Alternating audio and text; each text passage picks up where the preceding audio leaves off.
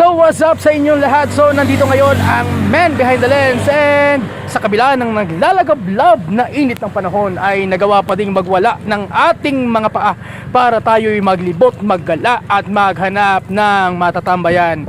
So sa nakikita nyo naman, as you can see the banner above me, so nandito tayo ngayon sa pinibagong branch ng Kapihan ni Gunyong na located dito sa SVD Road sa Tagaytay City, and I'm so excited to explore the place and of course tumambay at mag food trip. So ano pang hinihintay natin? So let's go mga kapatid, tara, tour tayo.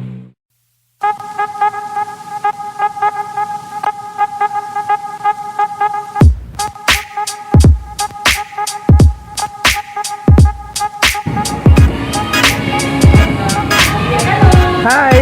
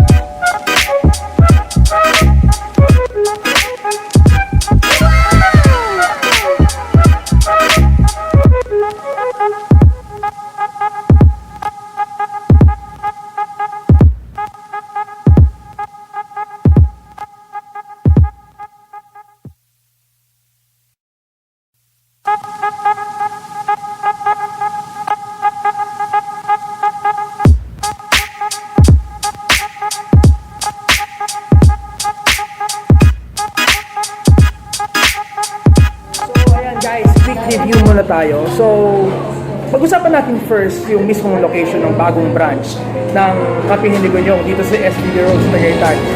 As usual, so kagaya ng dati, napaka-accessible niya, kagaya ng first branch.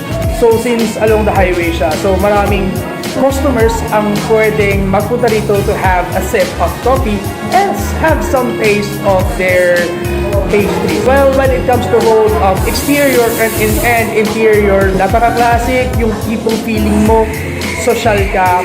For me, napakasarap tambayan din ng branch 2 ng Kapihan ni Gunyong. And actually, I think I'm staying here for almost 2 hours kasi na-enjoy ko yung ambience ng lugar. Actually, nakaka-attract yung pasikot-sikot ng lugar, lalong-lalo na yung exterior niya. Sobrang nakaastigan ako dun sa exterior niya kasi sobrang lamig sa mata kong tingnan. So alam mo yung tipong yung mural niya sa bandang itaas ng cafe, convincing na sige, puntahan mo na siya, magkape ka na dito.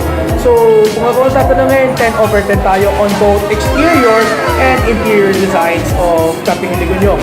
So sa services, wala rin ako masabi. Kagaya ng na-experience ko dun sa first branch, panalong-panalo pa rin yung service nila dito, and they accommodate you very well, lalong-lalo na pag order ka ng gusto mong inumin at kainin. Lalong-lalo na kanina, in-order ko nga yung Spanish leche light na coffee at saka yung chocolate cream cheese. So, sobrang tender, not so sweet, hindi nakakaumay kainin at inumin.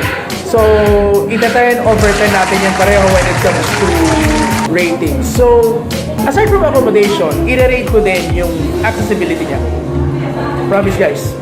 So, ayun, may nakikita nga ako dito na ilang mga customers sa labas. Napaka-accessible. And take note, the place was also Instagrammable. So, kung magtatay kayo ng pictures dito sa lugar, I'm sure may ipopost agad kayo sa inyong mga social media accounts. Kaya kung gusto nyong mag-coffee, mag-food trip, and at the same time mag-take ng picture, the second branch of Kapihan Liginyong is a suitable and a perfect place for every customer. So, ano pa ba?